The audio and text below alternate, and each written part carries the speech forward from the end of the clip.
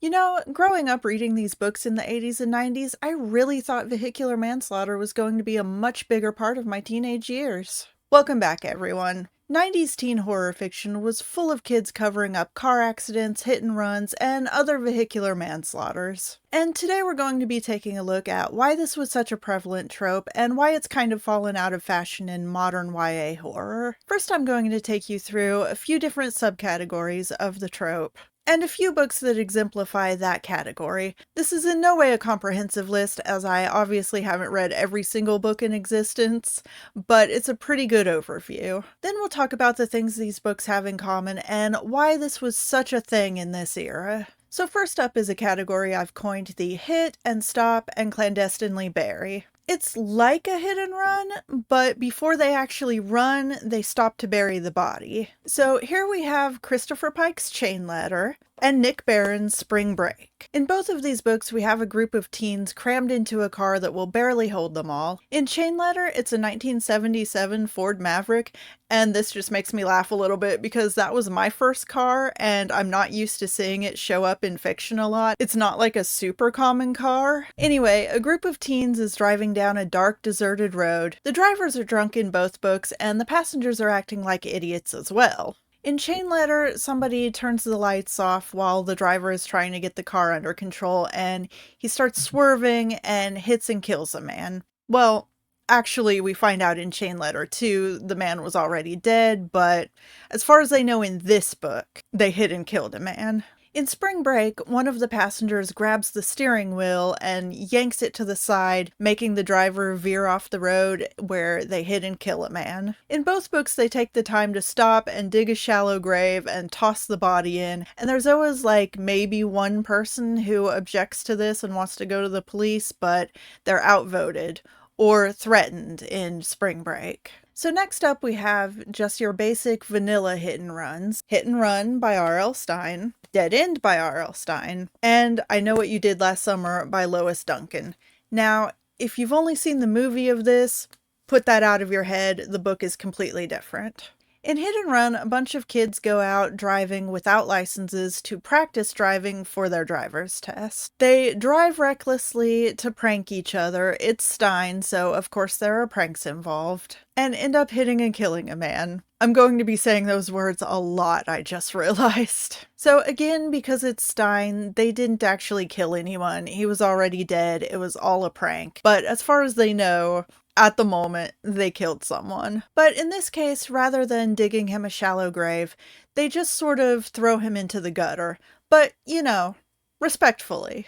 In Dead End, a group of kids is driving home from a party. The driver's drunk. The weather's bad, it's dark, they get lost, they're driving too fast, they end up plowing into the back of a parked car and killing a woman. Again, so they think. She was already dead because it turns out one of their friends had already plowed into the car first and killed her, and that friend was drunk and driving recklessly, so the point still stands. Reckless driving will kill a person.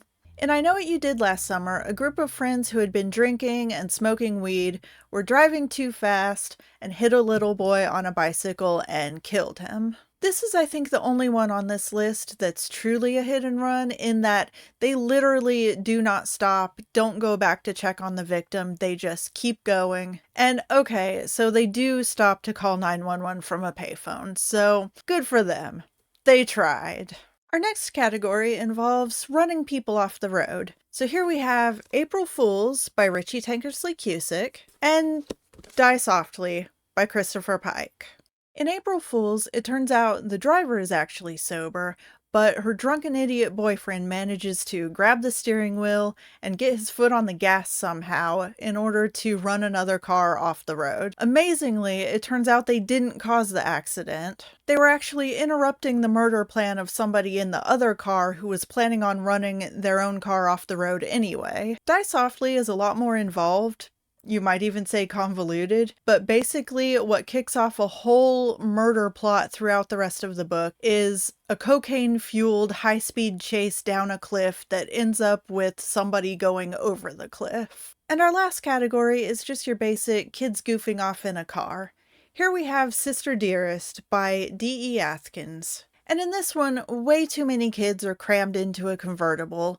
The protagonist stands up in the back seat with her friends hanging onto her legs, pretending she's on like a homecoming float or something. And then they hit a bump and she goes flying out the back of the car. And while it actually turns out that one of the people hanging on to her let go of her in order to try to kill her, this never could have happened if they hadn't been goofing off in the first place, am I right?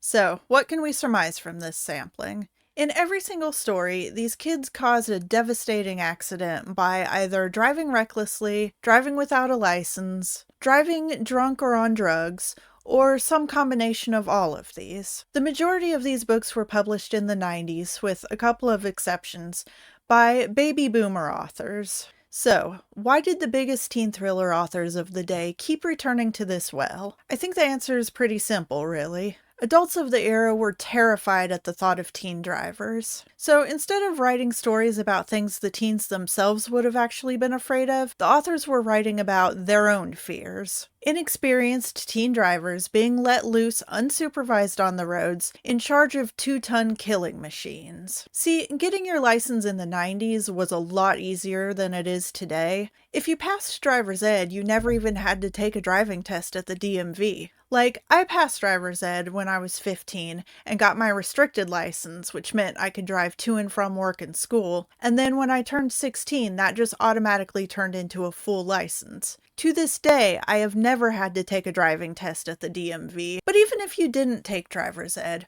all you had to do was show up at the DMV and pass the written and driving test, and boom, you had your license. You didn't have to log any certain number of driving hours. You didn't have to prove you had any experience. As long as you passed the test, you were fine. It's not like today where kids have to prove that they have the experience before they can go out unsupervised. So I believe these books were these authors' attempt at scare tactics. Something akin to those infamous red asphalt driver's ed videos. Yeah, those were actually a thing. I was never subjected to them myself, and therefore I had to Google them to make sure that they weren't just some fucked up urban legend. But yes, they're real, and they made one as recently as 2006. Man, the California Highway Patrol is really on one. I mean, why educate kids when you can terrorize and traumatize them instead? But these books were the perfect way for the authors of the time to plant cautionary tales into their young readers' heads. The target demographic was still a few years away from getting their licenses. So what better time to drive the point home? Look what might happen if you drive like an asshole. You might cause a person's death. And even worse, someone might find out about it and blackmail you. They might seek revenge. Their vengeful spirit might haunt you. Well, okay, I mean, probably not that one, but you get the idea. Terrible things will happen to you if you don't take responsibility for your actions. Because, oh yes, that's the other thing that happens in all these stories.